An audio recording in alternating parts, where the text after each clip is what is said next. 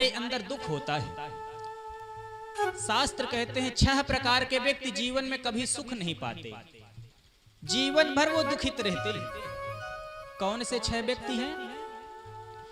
ईर्ष्या घृणी तो संतुष्ट, क्रोधनो नीत संकितः, परभाग्योपजीवी च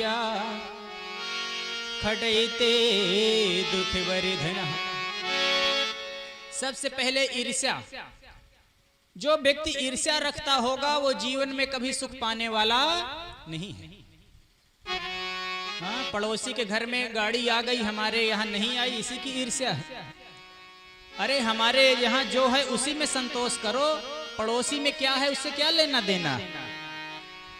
अगर मन में ये ईर्ष्या है तो कभी सुख मिलने वाला नहीं है। ईर्ष्या घृणी, और जो व्यक्ति घृणा करने वाला होगा उसे भी कभी सुख नहीं मिलता। तो संतुष्ट, और जिसके मन में संतोष नहीं है, अगर संतोष नहीं है तो भी हमेशा दुख रहेगा। इसलिए प्रत्येक व्यक्ति के पास जितना ईश्वर ने दिया है, जो मिला है, उसी में हमें संतोष करना चाहिए। हम हमेशा अपने से ऊपर वालों को देखते हैं और दुखी होते हैं, पर कभी अपने से नीचे वालों को भी देखिए।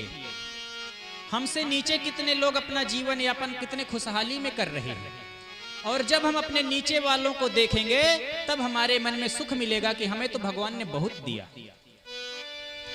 एक बार एक पैर से लंगड़ा व्यक्ति मंदिर रोज जाता था, रोज भगवान को प्रणाम करता, दर्शन करता, और रोज शिकायत करता, भगवान ये सब लोग कितना बढ़िया चल के दौड़ के आते हैं, मैं तो 1.5 पाँव का हूँ, बैसाखी लेके आता हूँ, आपने मेरा क्या कर दिया। अगर दोनों पैर अच्छे होते तो मैं भी चल के आता। हाथ जोड़ के विनय तो एक करता, भगवान को मन में 10 बातें रोज सुनाता। एक दिन जैसे हुए लौटने लगा और मंदिर की सीढ़ी से देख रहा है कि नीचे से एक व्यक्ति दोनों पैर से लंगड़ा है और दर्शन करने के लिए चढ़ रहा है। जैसे उस व्यक्ति ने देखा कि अरे कम से कम मैं 1.5 पैर का सही बैसाखी लेके खड़ा तो हूं, ये तो बेचारा बैठे बैठे चढ़ रहा है। तुरंत भगवान के सामने गया और कहा, भगवान आपने मुझको जितना दिया है मुझे बहुत मिला है, अरे कम से कम उससे तो अच्छा हूं कि चल पा रहा हूं, वो तो बेचारा चल भी नहीं पा रहा। तो जब हम अपने से नीचे वाले को देखते हैं तब लगता है भगवान ने हमें बहुत दिया। इसलिए मन में संतोष होना चाहिए, भगवान को भी धन्यवाद देना चाहिए, जिसने इतनी सुंदर अमूल्य हमको काया शरीर दिया है। अगर 10, 20, 50 लाख नहीं दिया हमें धन में, तो क्या हम भगवान को रोज बातें सुनावें? अरे इतना सुंदर शरीर दे दिया, कभी इसी की जगह पे गाय, भैंस, गधा, कुत्ता बना देता तब। तो कभी कभी भगवान को धन्यवाद भी देना चाहिए कि भगवान आपने बड़ा सुंदर काम किया जो हमको मानव बनाया है। तो ईर्ष्या घृणी तो संतुष्ट, क्रोधनो नित्य संकिता। और जो क्रोधी स्वभाव के व्यक्ति होंगे वो भी कभी सुख पाते नहीं है, क्योंकि जिसकी क्रोध करने की आदत होगी तो भले घर में कोई बात न मिले झगड़ा करने के लिए, तब भी वो ढूंढ लेगा आज दाल में नमक कम है, कम हो गया तो कह देगा ज्यादा है।